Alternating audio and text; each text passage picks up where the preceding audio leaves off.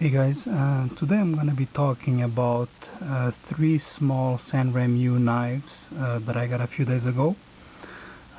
First thing first, I wanted to say that none of these three knives were actually on my wish list, and they're not knives that I was considering getting. So if I was not considering getting them, why did I get them? Well, the reason is they were on sale at Gearbest, and they were cheap. It's about $5 a pop. I think for 4.6 for this one, $6 for that, and then even 5 for this one. So I was like, oh, for the price, what the heck, must as well get them. And it's three new knives for cheap for the collection. So what's common with all three? They're all flippers, as you can see. Usually I really like flippers. That's some of my favorite types of openings, but I typically like flippers when they work properly, and unfortunately on these three knives they're not very good examples of flippers that work well. But at the same time, what can you expect for $5, right? So first thing first, let's start with the smallest one. So this one is the Sanrenmu 6026. First thing about this knife is when I got it, I just found it tiny. I guess I should have paid a bit more attention to the specs, but on the picture it looked bigger than what it actually is. This knife is tiny. I think the overall length of the blade is something like 5 centimeters. So it's a frame lock, all in aluminum. The pattern is okay. I'm not typically fan of like this type of fancy pattern, but I mean, that's fine. At least something different than the regular G10. Has a pocket clip. I'm not sure if it's relevant for a knife this size, but pocket clip is there. It can be either tip up or tip down. Flipper.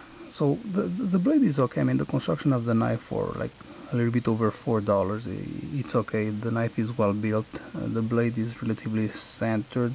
Well, not really, but okay, it's not completely off neither. I did put some lubricating oil and try to adjust the pivot a little bit to make it flip nicely, but I mean, as you can see, right, I tried to flip it. It doesn't really go nowhere. If I use the wrist, yeah, it'll go, although on camera it's can't really do it. Yeah. So it needs, a bit of the wrist action to be able to flip it open. I was able to flip it open a couple of times, but yeah, doesn't go nowhere.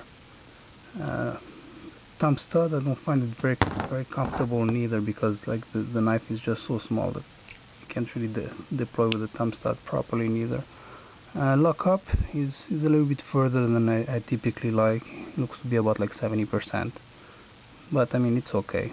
The knife disengaged nicely.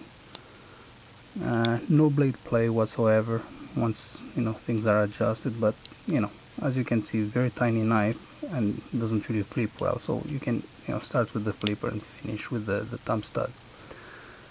As I mentioned, clip, not sure if really useful for a knife this size. The good thing about this knife is it's small enough to put in your like the small pocket of your jean, like the coin pocket or watch pocket, and it's very discreet. One thing that I like though about this knife is, although it's very small, the way they have the handle here with the big groove for the finger makes it actually pretty comfortable to hold for such a small knife.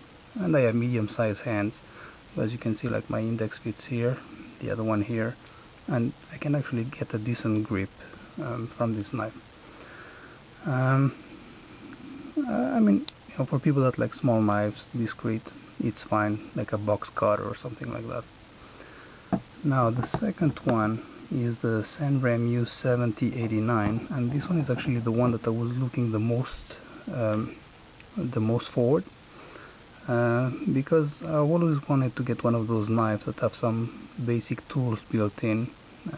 This is especially useful for people that don't like to carry multi-tools and they just want the basic functionality. And actually the tools that come with it deploy pretty nicely, very easy to open. There's some kind of like slip joint that holds them in place. So on one side you'll have a sealed belt cutter and a Phillips screwdriver. The cutter actually, well, I didn't cut a seat belt, but it cuts just fine, like paracord and stuff like that, no problem. And on the other side you'll have the bottle opener and the flat screwdriver. So the tools, I'm pretty happy with them.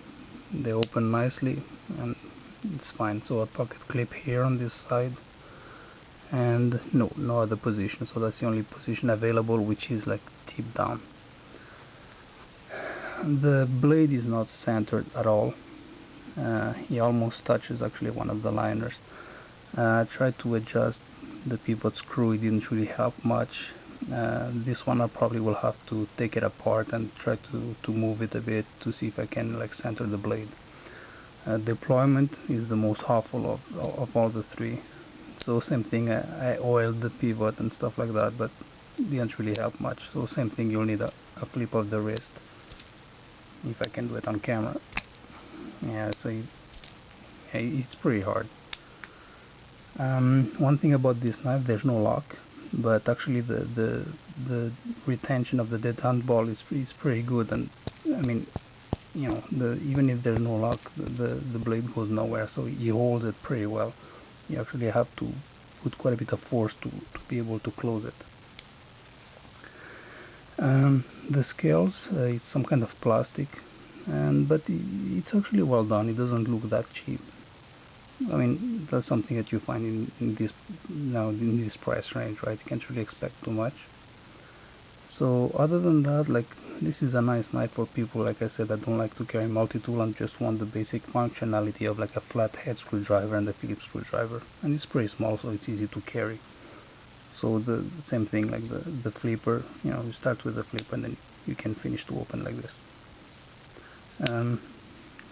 The grip is decent on it as well.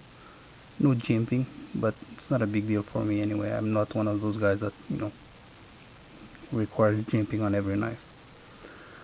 Both of these knives were relatively sharp. They could be sharper, but they were fine. They cut paper fine out of the box. The sharpest of the three was actually this one, and this one was the one that I had the least expectations, and it's actually the one that turned out to be, at least in my opinion, the best of the three. So first of all, the flipper works better than on the other two. You can actually flip it. I couldn't at the beginning, but I just put a little bit of lube. I didn't even have to adjust the pivot, just a bit of lube and opening and closing a few times, and I was able to deploy it. And you can also deploy it from the back. Like, these big holes are good, like to deploy like spider codes with index finger. So it opens fine. That's a liner lock. The blade is centered on this one. There's also a nice carabiner to attach to your like belt, to your jeans, sorry, to the belt loop. The only thing I'm not fond of on this one is like the handle. Same thing, some kind of plastic, but it definitely doesn't feel as nice as this one. But again, that was $5, right? And this one was really sharp out of the box, and it opens nicely, as you can see. So tiny blade, 5 centimeters, and both of those are about like 6.5 to 7 centimeters, around those areas. So here you go, guys. 3 budget-friendly Sanrenmu knives that I got from Gearbest that are around $5 each. Okay, hope you enjoyed the review.